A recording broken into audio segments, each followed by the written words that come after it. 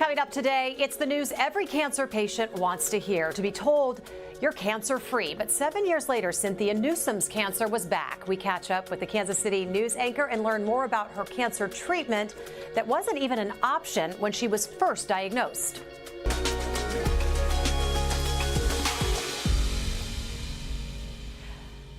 Good morning, I'm Jessica Lovell, and welcome to the Morning Medical Update. Not every woman wants to share her story of breast cancer, but of course, Cynthia Newsome is not every woman.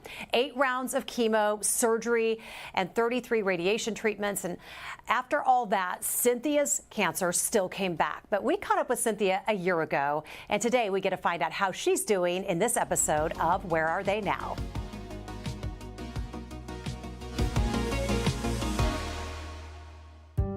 So what is so precious about this is that someone took the time to actually make this drawing. You know her voice. And they did a pretty good job. That's you. And you know her face. In a month-long project we're calling Newsome's House Calls. Kansas City news anchor Cynthia Newsome has been behind the KSHB news desk for the past 25 years. 41 News this weekend. And I'm Cynthia Gunn. For years, she's told stories from in and around her community. Nothing like a little kickboxing for a heart-healthy change of heart. But it's her own story she shares with us today. And so I was doing a self-exam in the shower, and I felt the tumor.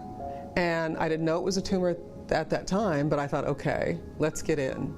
Let's see what this is. Let's find out. Cynthia was diagnosed with triple-negative breast cancer in 2011. It's one of the rarest and aggressive breast cancers, affecting Black women 2.7 times more than white women. I'm stepping into my new role as breast cancer survivor. Chemo and immunotherapy made Cynthia's cancer disappear for a time. There's always a chance that cancer of any kind may return. So my husband and I talked about that once I had finished treatment.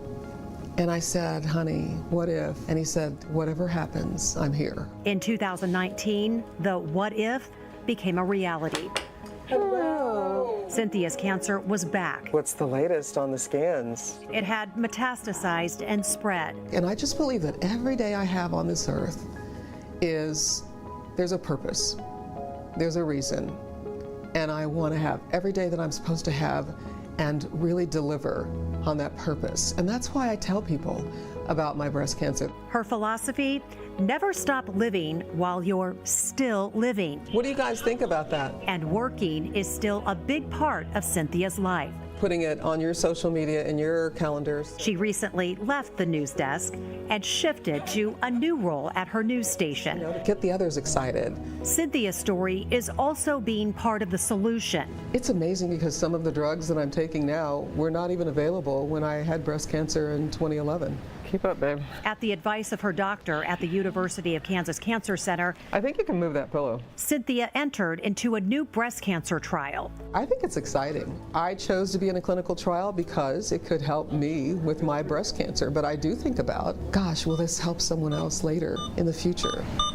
This battle is really not all about us. That what can we do? Number one, get her well and heal, but how can we allow this time to be of help to somebody else? There's nothing that I won't do to help her feel better. As for the present, do what you can with what you have. Enjoy your life and celebrate those around you, love those around you, because that's what it comes down to. The people who love you and the people you love. And we are so excited to have Cynthia with us today. How are you? I'm doing great. Thank you for having me. This is wonderful. Thank you for coming in the studio. My dream to sit right next to you at the news desk. Although you're here at our news desk. It's so exciting. We also have your breast cancer oncologist, Dr. Priyanka Sharma. Dr. Sharma is an internationally recognized expert in triple-negative breast cancer. So Dr. Sharma, we'll get with you in just a moment. I have to say, Cynthia, I think everyone in our studio has worked with you in some capacity over the last couple of decades. I remember you when I was interning at KSHB, and you were Cynthia Gunn. Yeah. For those who've been around Kansas City a long time, you remember Cynthia Gunn, and now she is the Cynthia Newsome. So it's just really thrilling to have you with us. We're checking back in with you from a year ago. You're here with us on Pink Week. You know how important this month is. Just tell us, what you've been up to, and of course how you're feeling. Oh gosh, I feel great. There are good days and bad days, but generally I'm up and moving. If I'm having a bad time, it's just kind of a reaction a little bit, maybe from being tired or maybe the drug side effect. But it's nothing that keeps me down. You've said before, like, bad days aren't really bad days. They're days that you still have, right? Yes, they are. Yeah, and I love that I'm able to still continue to work. I'm still full-time at KSHB 41, Community Relationships Director, which I love, helping community and doing amazing things, to really inspire people, encourage people, and help people. You're exactly where you're supposed to be. So you met Dr. Sharma before becoming a patient. I did. Because you interviewed her for a news story. I did. Because you covered health stories through your career. It was about triple-negative breast cancer. Isn't that amazing? And she was doing the research on it. And isn't it amazing? Wow, full circle all those years later, and now she's my oncologist. Yeah, what was that like, though? Like having that full circle moment and knowing that you wanted to reach out to her when this happened to you? It's an immediate trust because when you're interviewing somebody, you look at them, interview with them, you see them doing their research, you look at their data, you hear their passion, and that's before they're ever your physician. And so you already know the sincere hope and dedication and commitment to the cause that she has. And so, wow, yeah, I want to be your patient. Well, and you go and you're asking these questions because you're trying to learn about a subject that you don't know in the future you're going to know a whole lot more about, even though you didn't want to. Dr. Sharma, just for everyone listening, explain what triple-negative breast cancer is and its current treatment options, as we know they'll change over time. So triple-negative breast cancer affects about 15% of all breast cancers, and it's unique because it's defined by what it is not. Typically, we define hormone-positive breast cancer by hormones that feed the cancer. We define HER2-positive breast cancer by the HER2 protein that feeds the breast cancer. And breast cancers that don't have the two hormones or the HER2 protein get lumped into this group of triple-negative breast cancer. It tends to grow faster, spread more, and is more aggressive, tends to affect Black women disproportionately at a higher rate than other groups, tends to impact younger women at a higher rate than older women. And our current treatment options for this cancer includes mainly a combination of chemotherapy. And in the last few years, we've had immunotherapy drugs that have been added to this regimen. So typically it is some sort of IV type of treatment as opposed to oral treatments that we have available for other types of breast cancers. So Cynthia, you and Ed get the news that the cancer came back, something you were not expecting. It was metastatic, meaning it had spread. How did you know it came back? Was it a feeling you had, symptoms? Was it part of your regular monitoring? So initially, when I first had breast cancer, I felt the lump, and again, I felt something, right? It's near the sternum, really, that I felt something. So it wasn't quite on the breast. It was actually a little closer to the sternum, the center of the chest. And so, well, obviously, I'm not wasting any time. So make an appointment, get in, see what it is. And it turned out to be metastatic breast cancer, meaning it has spread. And so people ask me all the time, so how you doing? They think I'm great and it's fine and it's over and it's, I'm good, but it's continual treatment. And I guess I wanted Dr. Sharma to kind of explain a little bit about that this isn't something where I will ever stop having treatment, or help me, Dr. Sharma. Dr. Sharma, jump in there. Yes, so as Cynthia correctly said, metastatic breast cancer means that metastatic cancer of any type means that it is beyond the organ that it started in. So as she mentioned, for her, it was close to the sternum, so it had kind of gone outside the breast. And typically, when breast cancer goes outside the breast and is in other organs, one has to be on some form of treatment on a more or less continuous basis to ensure that the cancer stays under control. Those treatments vary by the type of cancer it is. As I said, for some cancers, we're fortunate to have oral drugs available that patients can be on as a maintenance therapy. For triple-negative breast cancer, it's mainly some form of IV therapy. Now that we have immunotherapy, often we can do a certain number of rounds of chemotherapy and back off the chemotherapy and stay on immunotherapy, which is less toxic as compared to chemotherapy. And then, of course, there are clinical trials that are looking at newer ways to treat this type of cancer, newer ways to do maintenance therapy without toxic IV therapy. So, Dr. Sharma, Cynthia was on one trial, and now she's on another currently. I think when we talked to you a year ago, you were starting it, you were into that trial. What is the goal of that trial? What is it trying to find, Dr. Sharma? So this trial is testing a combination of a class of drug called antibody-drug conjugate. And this is something that what we call smart chemotherapy. This is chemotherapy that's attached to a protein that can directly attach to the cancer cell and cause targeted cancer killing, and have less side effects. So that's why we call it smart chemotherapy. And this smart chemotherapy called sacituzumab is being combined with a targeted drug called alpelisib. This targeted drug addresses a pathway in the cancer cell that promotes the cancer cell to grow and expand. And this trial has been ongoing for a couple of years. Cynthia started the trial more than a year ago. And this is a combination of an oral drug and an IV drug. And we sequence these two to get the best approach for cancer control. The goal of this study is to determine the most effective combination of these two drugs. And then we would need to perform a larger study to understand the effectiveness of this combination on cancer at different stages. So, Cynthia, such a push right now to get all ethnicities involved in clinical trials. It is so important to finding those cures and those treatments for everyone. You took part in these trials. I just kind of want you to be that voice and face today to talk to people about what that experience was like for you. So being part of a clinical trial, first, Dr. Sharma, how can I say enough about her team, her feeling the trust and confidence? But honestly, she explains what is going on in a way that I can understand it. She answers all questions. There's no, question that's off limits. And so there's a comfort that you get, even though you're on a clinical trial, and this is a drug never been tried before. We're going to try it on you.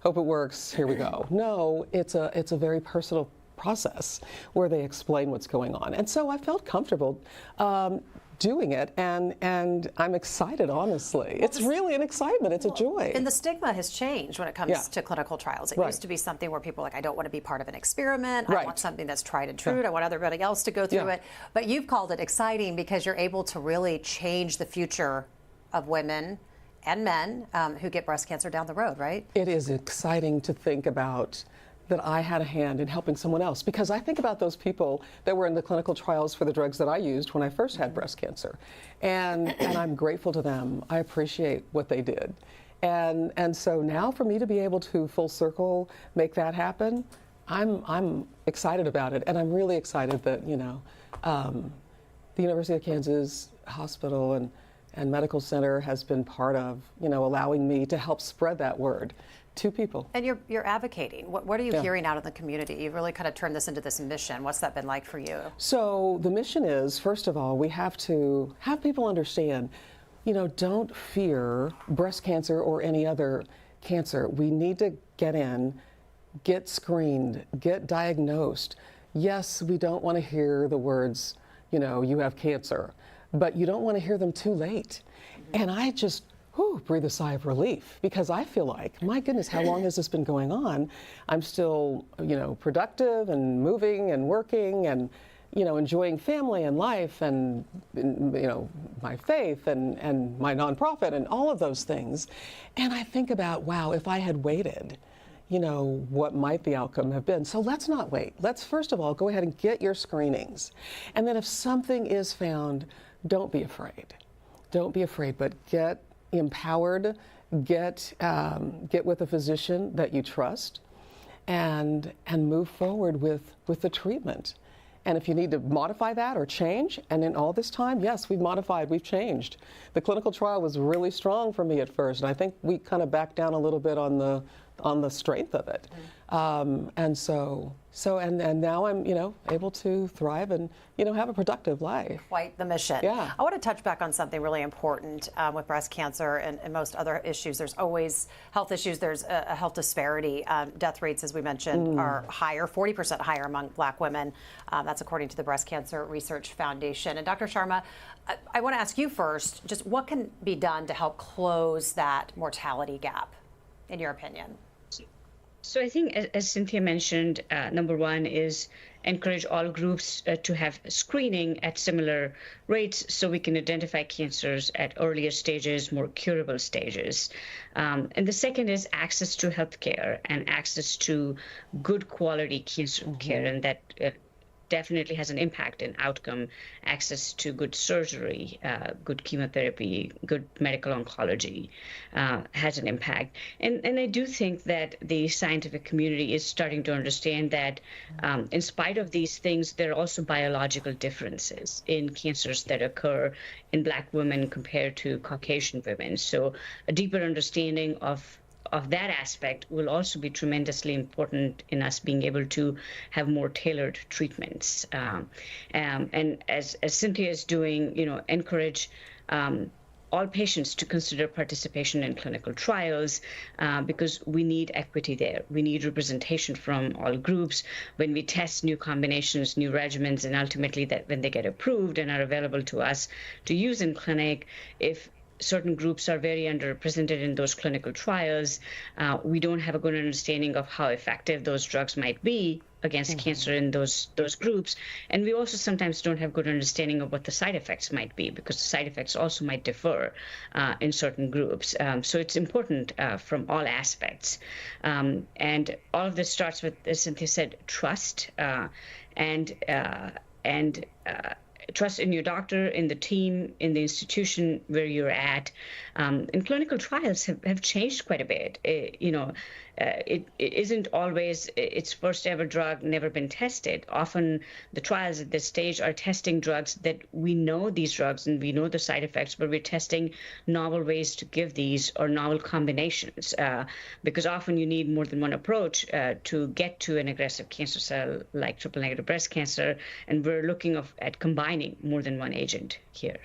So Cynthia, from an advocate standpoint, from that aspect, how do we hit this disparity head on? Oh, so it's about the woman herself and having the confidence and strength and courage and knowledge to get tested, to get screened, to get help and treatment and care. But honestly, I'm thinking about, the children and the men and the friends who are listening right now. Take a moment, 10 people, that's all I'm saying, 10 people, this is a whole month. You have 10 people you're going to call this month, October, and you're going to say, 10 women, and you're going to say, hey, just checking in with you. I love you. Have you been screened? Have you had your mammogram? Have you done your breast self-exams? Because I found mine through breast self-exams, which was not the mammogram month, right? You do it once a year. It was November for me. That's my birthday month. But no, I found these, on my own several months later. And so it's so important, the breast self-exams as well. So you've received many awards, the Black Cancer Survivor Award, the Komen Kansas City Legacy Award, among others. Do you think of yourself as this inspiration, the way that the rest of us see it? I know that's kind of a uncomfortable way of calling yourself an inspiration, but we see it that way. Do you understand your impact? I want to have that impact. So that makes me happy. Yeah. Those are some of the awards that I'm so proud of, because it means that people recognized that I'm having an impact and that I'm trying to make a difference and that I'm spreading the message that people need to save their lives. And that's the joy. That's the joy, is being able to help save lives. So I love it when people feel comfortable enough to just call me. You can just call me. You can just email me. I've had people call me and email me. My sister has been, diagnosed, or I've just been diagnosed, or I don't know what this is, or I'm a little scared, or and I can just be that voice. Personal thing. Yeah. And then of course, if anybody invites me anywhere, I try to go and speak on behalf of this subject, because it's so beautiful and so important to know that you're not alone. Right. And it's such an incredible it's very personal, this journey, and then you choose to make it very public because of your public persona. Why? Why was it so important that you said, I'm not going to keep this to myself. I'm going to share it with others? Yeah. So, my goodness, for all these years that I've been, a news reporter, my goodness, now 40 plus years, radio and television, people have shared their stories with me. It's been incredible to hear what personal things they have put on the air because they want to warn somebody. They want to tell them, look, it happened to me, it can happen to you. Let's forget being, trying to put a face on it and front like it's not a big deal, but let's be honest. Let's tell the truth. Let's say it like it is, be honest, and let's make a difference in this world and help some people before it's too late.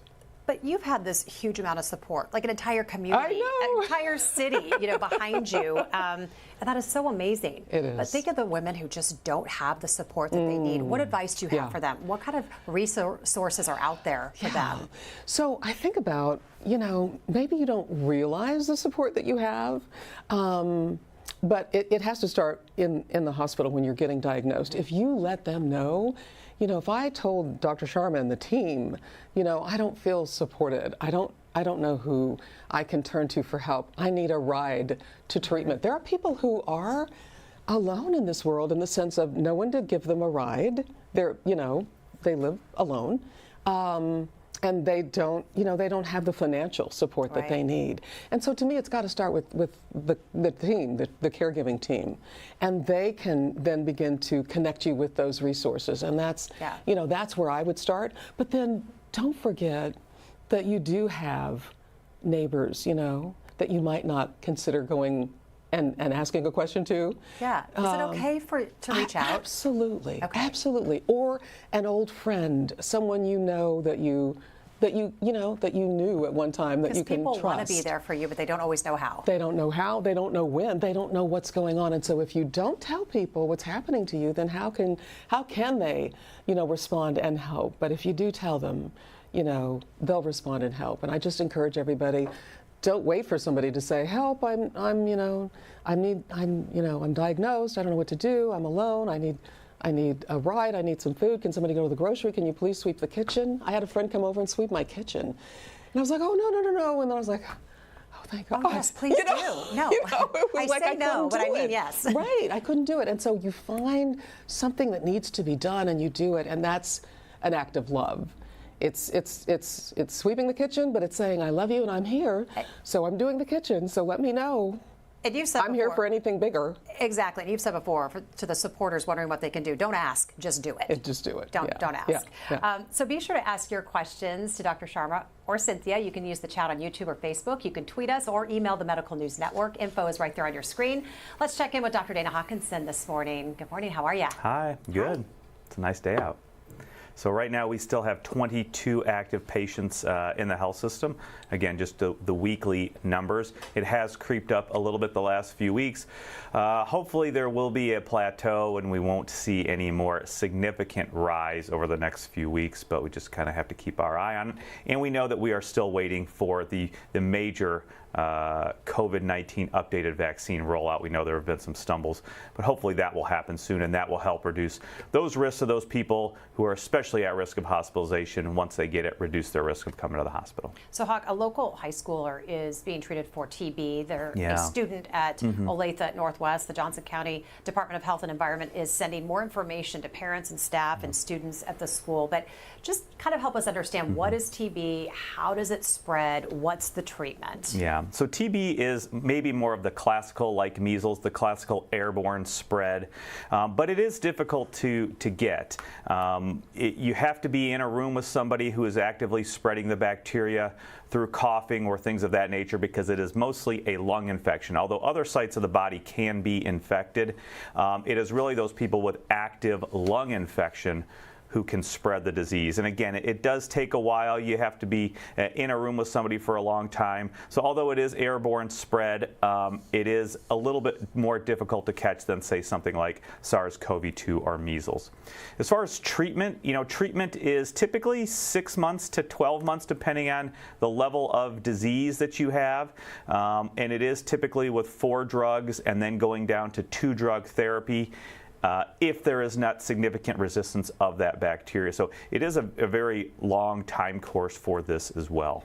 So we're talking about one person diagnosed right now. What does that mean for the community overall? Anything they need to know? Well, I think that means that we really need to continue to support our public health resources, our public health infrastructure, because this is one of the reasons, one of the many reasons why public health infrastructure and resources is so vitally important to keep the public safe. So what is going to happen now is testing of contacts, testing to people that have been around that person with active disease, and then following up on those tests. Monitoring them, looking for disease either by symptoms or by doing like chest x-ray. If there does seem to be exposure, there is the possibility of getting medication for that as well. And that will help reduce the risk at some point in the future that you do get active tuberculosis as well. So I think this really points to, again, our public health infrastructure, our public health workers who are out there doing that on the front lines every day to keep all of us safe really in the community. All right, any reporters with us today? Let's get to a few community questions. And Dr. Sharma, Lisa wants to know how common it is to have cancer come back years later.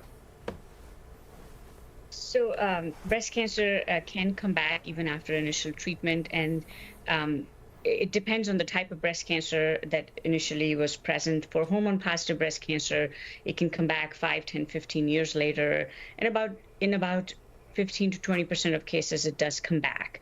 For triple-negative breast cancer, typically, if it will come back, it will do so in the first 5 years, and about 20 to 25% of in women, even after initial treatment, it does come back in other organs. As we have better treatments for early-stage disease, those numbers are improving. As we look at each decade of treatment, starting from 1980s, these numbers have continued to improve, and we hope that they do so in the coming decades as well. Also, Dr. Sharma, is there any updated treatment approach for triple-negative breast cancer in the U.S.? Or what's the future? So addition of immunotherapy to chemotherapy is the newest thing for triple-negative breast cancer. And with that approach now, there are many studies that are looking at optimization of treatment. So not take all drugs and all approaches and give to every patient, but think of ways to do just the right approach for an individual patient. Can we do less chemotherapy when we're doing immunotherapy? Can we do chemotherapy drugs that have less long-term side effects in combination with immunotherapy? Can we get by without immunotherapy in certain subgroups that don't need these drugs? And then the new class of drug, the antibody-drug conjugates that are being tested in both early stage and metastatic triple-negative breast cancer show tremendous promise. There are many drugs that are being tested. There are a couple that are approved and available in clinic, and then there are others that are being tested in clinical trials. And targeted drugs also. And just last question, any advice that Dr. Sharma can offer to triple-negative breast cancer survivors who are watchfully waiting for any signs of recurrence? So as I said, you could look at the numbers in two ways.